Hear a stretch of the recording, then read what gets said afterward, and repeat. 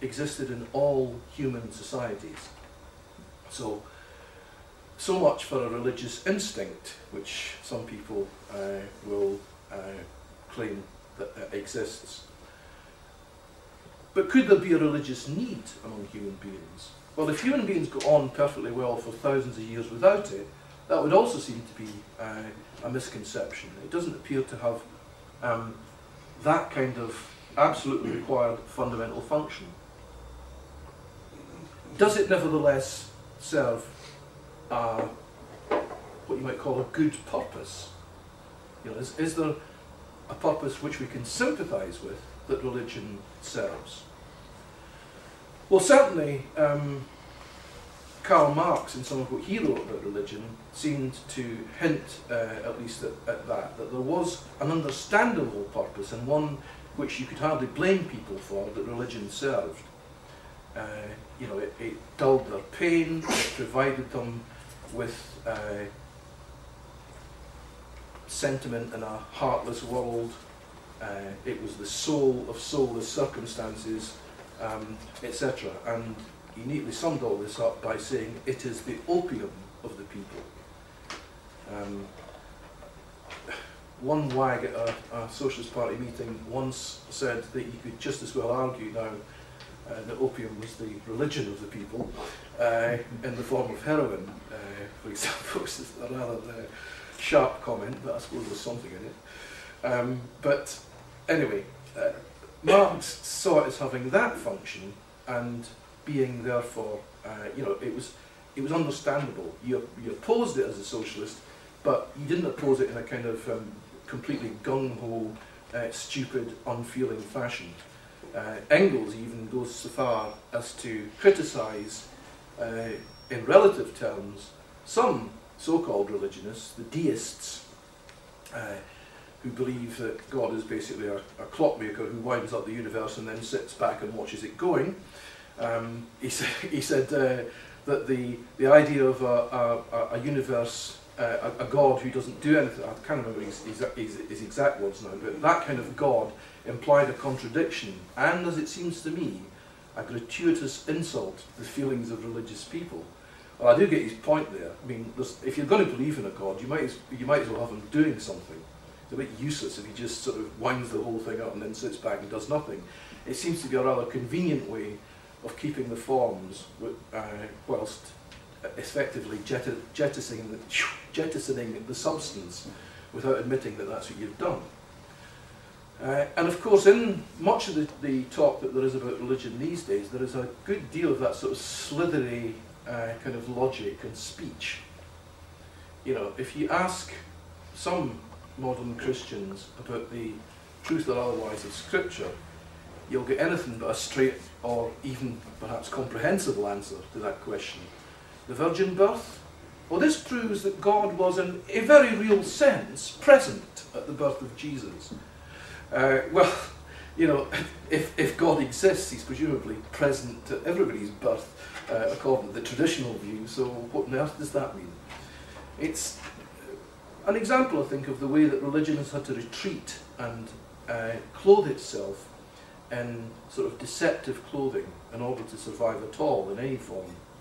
And of course, this brings us on to the question of what has religion traditionally meant?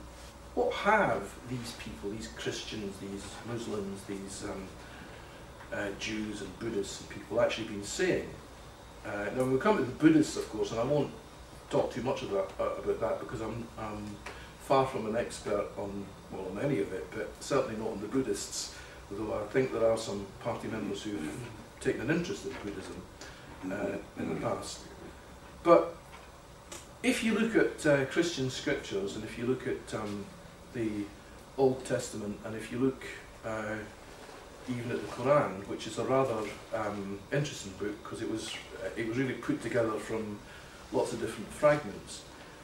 But it would seem that those who wrote these books did intend their readers or their hearers, originally, in some cases, to believe pretty well literally what was said in these books.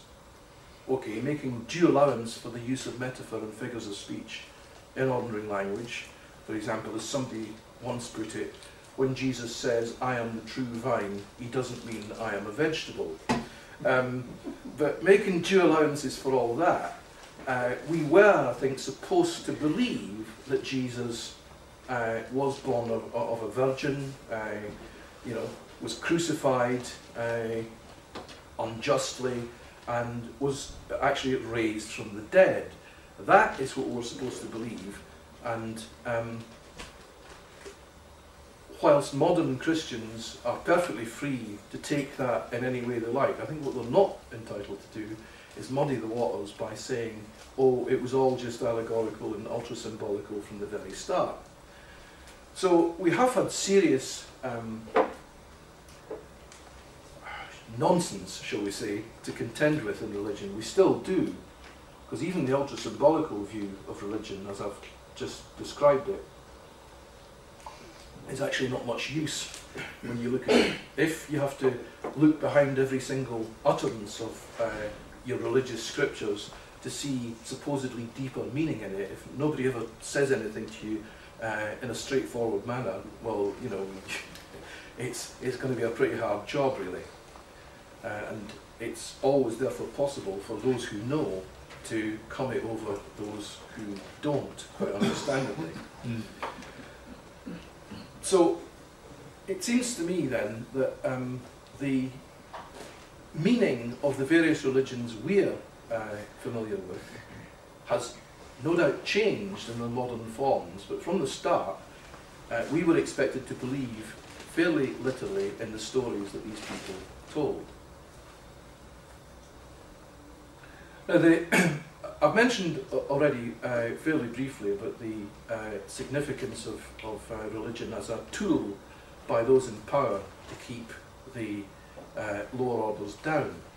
And, you know, we needn't look too hard to find examples of that. The situation in Northern Ireland, for example, has been an extremely good example of ordinary working class people being set against one another in the name of religion. And of course, when you, as it were, give one side just a little bit more than the other, as Eamon McCann put it rather well once, when you have a tuppenny halfpenny Protestants and tuppenny Catholics, in that context it's the halfpenny that makes all the difference. In your everyday life, that's exactly what matters to you, what will tend to matter to you.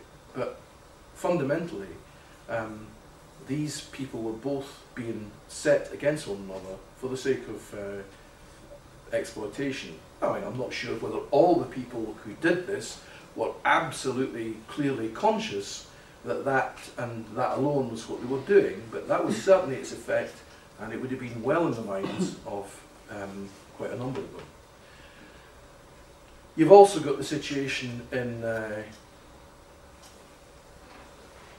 Israel/Palestine, where, although it's mixed up with politics, religion does form a very great part of it, and the antipathies generated by the opposition between Judaism and Islam, for example. If you want to find a fairly good source, powerful source maybe I should say, of what we would normally refer to as anti-Semitism, go to the Middle East. Of course, to call it anti-Semitism in that context is rather stupid, because the Arabs are Semites as well. But anti-Judaism, if you like, then the Middle East is a good place to find it.